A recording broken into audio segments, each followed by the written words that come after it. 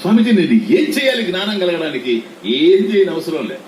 మరి ఏం చేయకపోతే ఎట్లా కలుగుతుంది స్వామీజీ? ఇప్పుడు ఏం చేస్తున్నావు అది చేయాలి. ఇప్పుడు ఇక్కడ ఏం చేయడం లేదంటారు మీరు. మేమేం చేస్తున్నాం స్వామీజీ? ఏదో పడే బాధ మీరు పడుతున్నారు కానీ మేము చేసేది ఏముంది? కాముగా కూర్చొని ఉన్నాం కదండి. కాముగా కూర్చోలేవు, నువ్వు ఆలోచన చేస్తున్నావు సార్.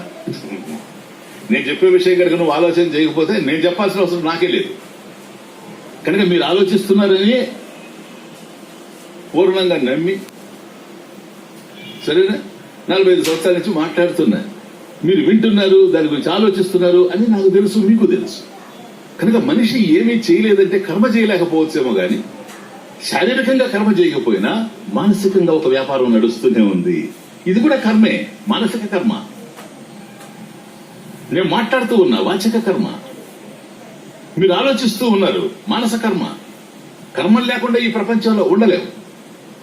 కాబట్టి ఇటువంటి కర్మల వల్ల నిత్య తృప్తి కలిగేందుకు అవకాశం లేదు. కానీ జ్ఞానం విషయంలో శ్రవణమేవ సాధనం, కేవలం వినడమే. శ్రవణం ఏవ సాధనం. ఎందుకని నువ్వు ఏదైతే పొందాలి అనుకుంటూ ఉన్నావో, సీ ద పాయింట్.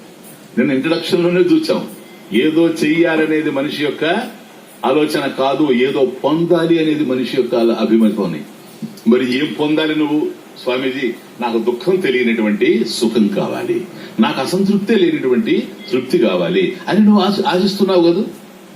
అటువంటిది కర్మల ద్వారా లభ్యమయ్యేందుకు అవకాశం లేదు గనక చూడండి, ఎప్పుడూ ఉండేటువంటి తృప్తి కలగాలి అంటే అలాంటి తృప్తిని నీకు నాకు ప్రసాదించేటువంటి వస్తువు అది ఏదైనా సరే అది ఎప్పుడూ ఉండాలి. Please understand.